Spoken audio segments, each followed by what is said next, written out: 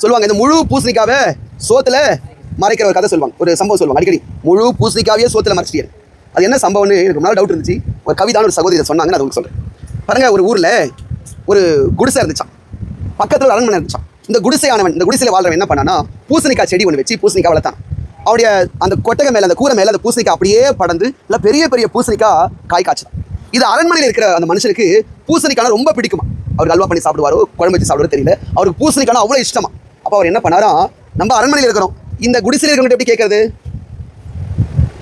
என்ன பண்றது, அவனுக்கு ஒரு கொஞ்சம் அச்சமா இருந்துச்சு. அதனால என்ன பண்ணானா, நைட்டோட நைட்டா போயிட்டு ஒரு பெரிய பூசணிக்காவை திருடிட்டான், பறிச்சுட்டு வந்துட்டான். இதை 4 பேர் பார்த்துட்டாங்க. பார்த்த உடனே இந்த அரண்மனையில வீட்டில் வாழ்றவனுக்கு ஒரு பேர் வச்சாங்களா, பூசணிக்காய் திருடன். பூசணிக்காய் திருடன் பேர் வச்சாங்க. என்ன ஆச்சுன்னா, இந்த ஆள் திருண்டது மாத்திரம் இல்லை, அந்த ஊர் ஃபுல்லா தெரிஞ்சு போச்சு இந்த ஆள் பூசணிக்காய் திருடிட்டான். காலம் போக போக என்ன தெரியுமா ஆயிடுச்சு, யாராவது அட்ரஸ் கேட்பாங்களா, இந்த வீட்டு அட்ரஸ் எங்க இருக்குன்னு. அந்த பூசணிக்காய் திருடின வீடு பக்கத்து வீடு அப்படிதான் சொல்லுவாங்களா. இந்த பூசணிக்காய் திருடினாங்களா, எதிர்க்க அந்த கடை இருக்கு. இந்த பூசணிக்காய் திருடினாங்களா, அதுக்கு பின்னாடி தான் பம்ப் இருக்கு. இந்த பூசணிக்காய் திருடின வீடு இருக்குல்ல, அதுக்கு பின்னாடி தான் இந்த பொருள் கிடைக்கும். இந்த பூசணிக்காய் திருடின வீடு இருக்குல்ல, அதை தாண்டி 2 தெரு தள்ளி தான் இந்த பொருள் இருக்கு. இப்படியே போய் பூசணிக்காய் திருடின வீடு, பூசணிக்காய் திருடின வீடு, பூசணிக்காய் திருடின வீடு, ஃபுல்லாவே பூசணிக்காய் திருடின வீடு ஊரே பரவி போச்சு. யாராவது ஐயா இந்த அட்ரஸ் எங்க இருக்கு, அந்த பூசணிக்காய் திருடின வீடு இருக்குல்ல, அது வீட்டுக்கு பக்கத்து வீடு தான் இந்த வீடு. ஐயா இதை ரிப்பேர் பண்ணோம், இந்த மெக்கானிக் ஷெட் எங்க இருக்கு, இந்த பூசணிக்காய் திருடின வீடு இருக்குல்ல, அது எதிர்க்க தான் மெக்கானிக் ஷெட். இப்படியே ஆகி போயிட்டு பூசணிக்காய் திருடின வீடு ஆகி போச்சு. அப்போ அந்த ஆள் செத்து போயிட்டாரு. அவர் செத்து பூசணிக்காய் திருடன் செத்துட்டார். அதுக்கப்புறம் தலைமுறையா வந்த ஒரு பையன் வந்து ஒரு நாள் வந்தான். வந்துட்டு அந்த ஊர்ல ஒரு வயசான ஒருத்தர் இருந்தார். அவர்கிட்ட போய் கேட்டான், ஐயா இந்த மாதிரி எங்க முன்னோர்கள் யாரோ பூசணிக்காய் திருடிட்டாங்க, அதுல இருந்து எங்க வீட்டுக்கு பூசணிக்காய் திருடின வீடுனே பேர் ஆகி போச்சு, இது எப்படிதான் மாத்துறதுன்னு தெரியல, எனக்கு இந்த காரியத்தை எப்படியாவது மாத்தணும் ஐயான்னு சொல்லி கேட்டார். அப்போ அந்த வயசானவர் கேட்டாரா, சரி நான் ஒரு வழி சொல்றேன், உனக்கு மற்றவங்களுக்கு சோறு போடுற பழக்கம் இருக்கா, சோறு போடுவியா, அதனால என்ன போடலாமே, ஒரு 5 பேருக்கு போடுவியா, 5 பேர் நான் ஒரு 50 பேர் கூட டெய்லி போடலாம், அந்தளவுக்கு வசதி இருக்கா, வசதி இருக்கு.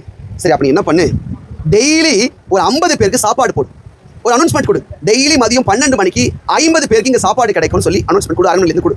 அப்போ நிறைய பேர் சாப்பிட வருவாங்கன்னு சொன்னாங்க. அவன் கேட்டானா, நான் சோறு போடுறதுக்கும் என் பேர் மாறுறதுக்கு என்ன இருக்கு, நீ போடு நான் சொல்றேன்.